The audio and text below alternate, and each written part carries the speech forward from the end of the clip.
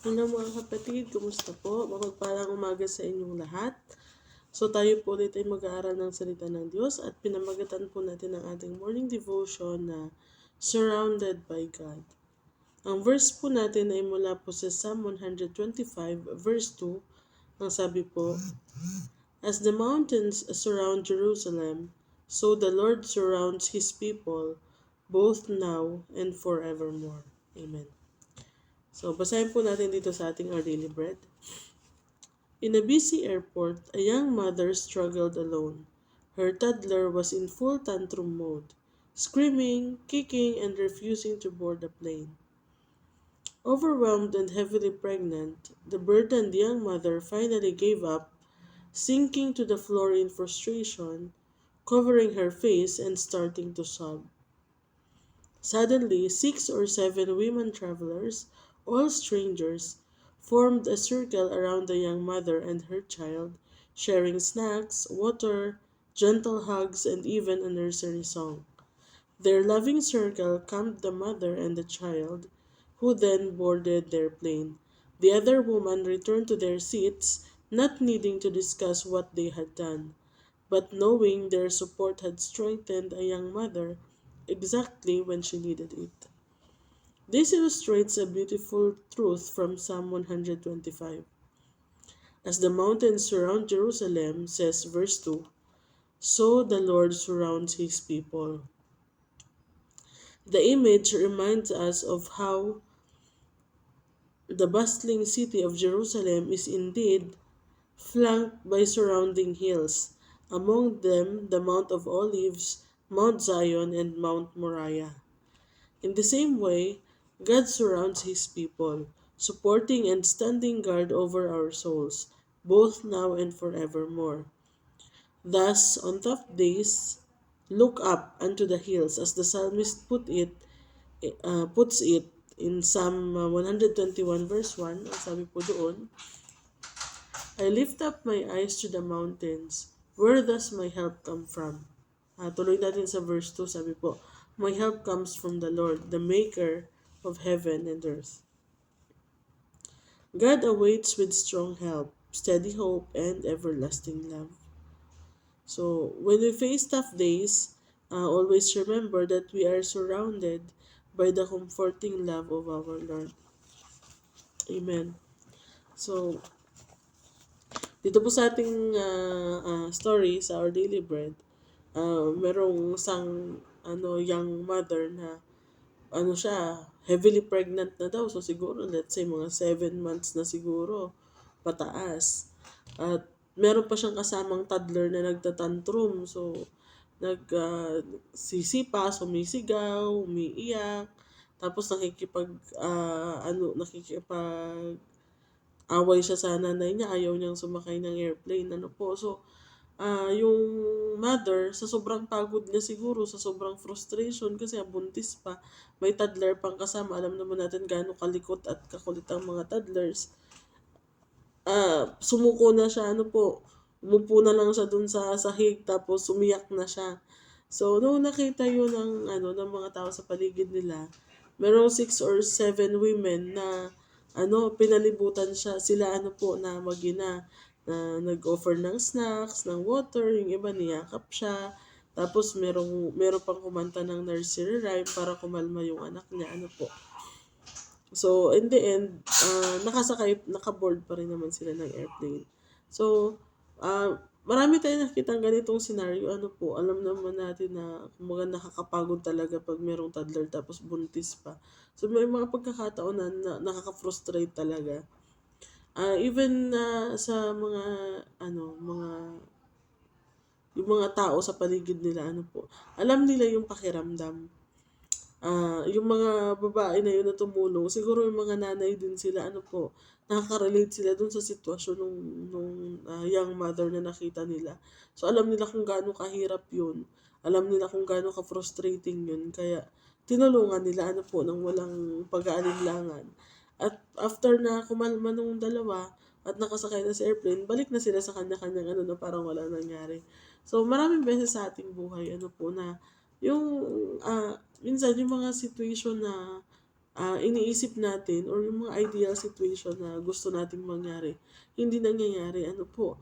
Tapos para bang napaka-hopeless ng situation na parang hindi mo pagtagumpayan or hindi ka makaahon dun sa sitwasyon na yun na talagang hindi maiiwasan na ma-frustrate tayo, ano po, at may mga pagkakataon talaga na parang give up ka na, iyak ka na lang kasi po, yung wala ka nang magawa. Marami pong beses na napagdadaanan natin yung throughout our life, ano po, yung mga ganung situation. Pero yun nga, sabi dito sa Psalm 125 verse 2, As the mountains surround Jerusalem, so the Lord surrounds His people, both now and forevermore. So, ang Jerusalem daw po ay napapaligiran ng hills, Mount Olives, Mount Zion, Mount Moriah. So, doon ihinalimbawa yung ah, presensya ng Diyos sa ating buhay, ano po, sa kanyang mga anak. So, kung paano napapalibutan ng bundok ang Jerusalem, ganun din napapalibutan tayo ng Panginoon. So, maraming mga times na yun nga, yung nafo-frustrate tayo at we feel hopeless, ano po. So, always remember na we are surrounded by God. So, andyan siya lagi. Kasama natin siya. Nakapaikot siya sa atin. Nakayakap siya sa atin.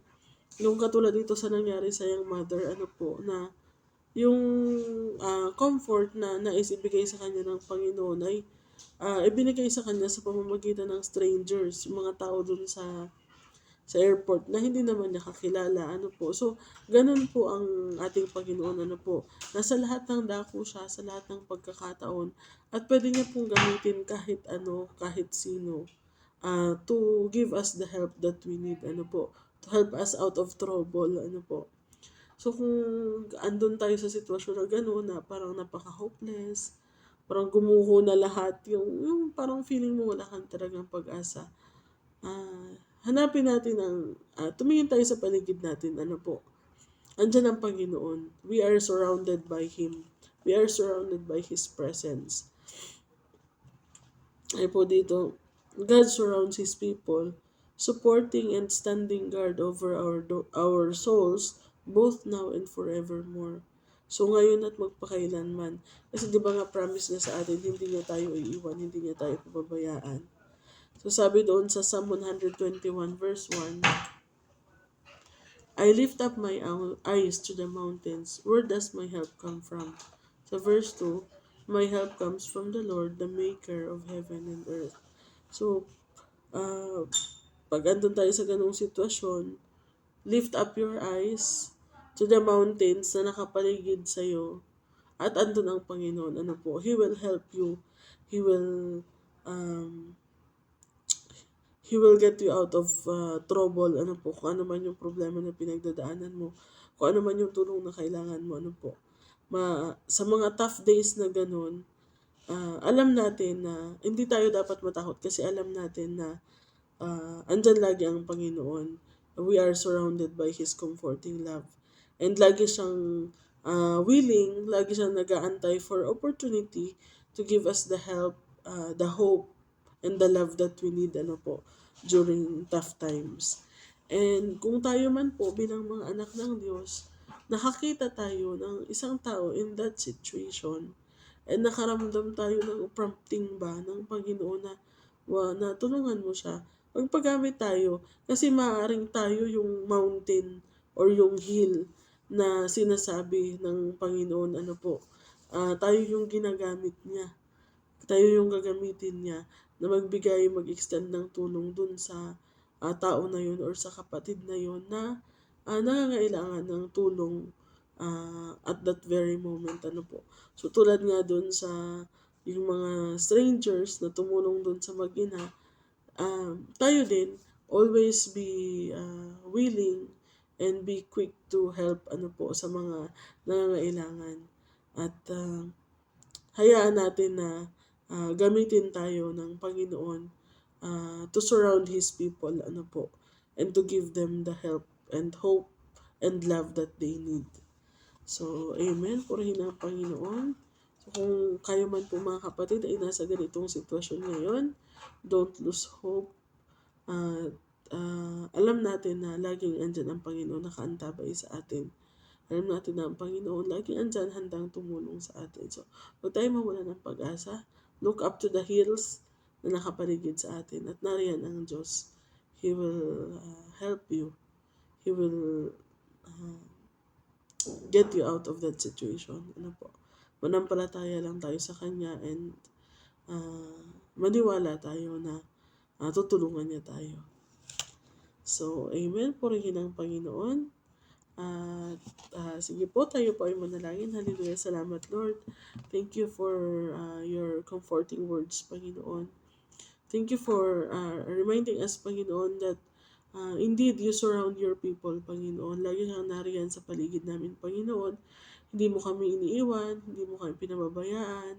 Ang mata mo laging nakatuon sa amin, Panginoon. And so, in moments na kami po ay nasa matinding trouble or na may pinagdadaanan kami ng matinding problema,